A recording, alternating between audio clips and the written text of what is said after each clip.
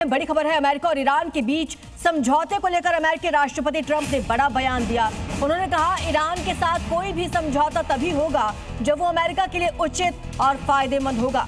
Trump ने कहा, इस मामले को लेकर कोई जल्दबाजी नहीं है और फैसला पूरी तरह अमेरिकी हितों पर ही निर्भर होगा। ट्रंप ने आगे ये भी कहा कि हमारे पास दुनिया भर का समय है, लेकिन ईरान के पास समय नहीं है। तो फिर से डोनाल्ड ट्रंप ने ईरान को लेकर चेतावनी दी।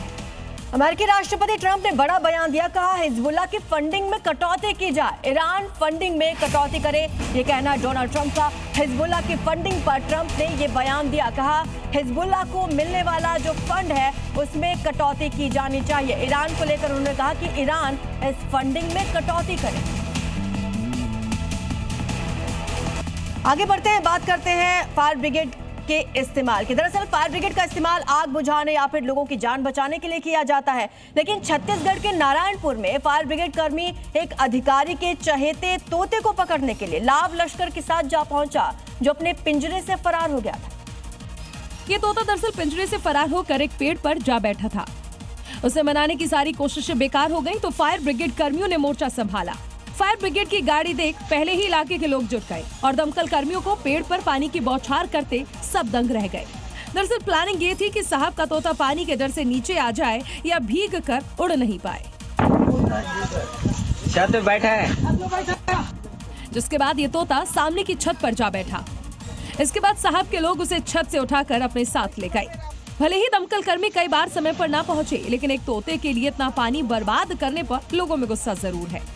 इधर बिहार के मुंगेर में पुलिस को उस वक्त बड़ी सफलता मिली जब पुलिस ने एक मुखबिर की सूचना पर भारी मात्रा में देसी पिस्टल और मैगजीन बरामद की। साथ ही इस मामले में 2 आरोपियों को भी धर दबोचा गया, जिसके पास से अवैध हथियारों का जखीरा बरामद हुआ। और सबूत ये है 3 डिब्बे, जिसमें सबसे निचले वाले डिब्बे में 15 देसी पिस्टल है, जबकि उसके ऊपर वाले डिब्बे में 30 मैगजीन और सबसे ऊपर वाले डिब्बे में 2 मोबाइल फोन है, जिन्हें पुलिस ने जब्त किया।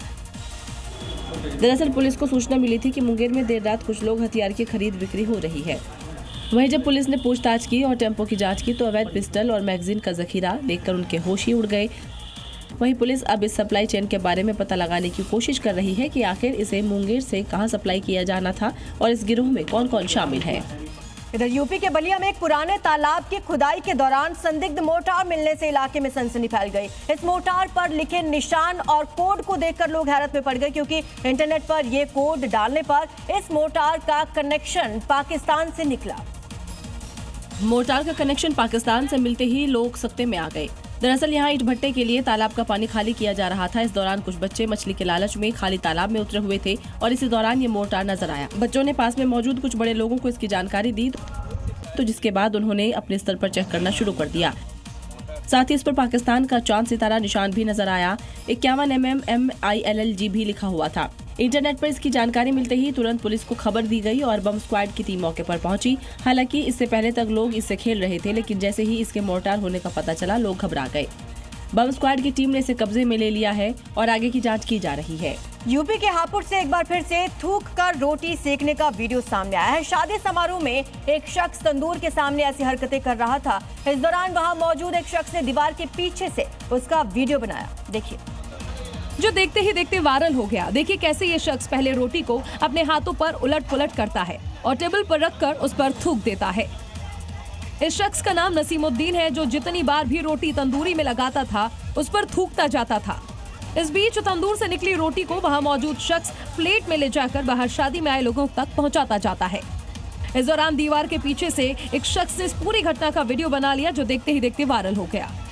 जिसके बाद वहां हड़कंप मच गया। पुलिस आरोपी की तलाश में जुट गई और कड़ी मशक्कत के बाद आरोपी को पुलिस ने पकड़ लिया और फिर उसे जेल के सलाखों के पीछे भेज दिया।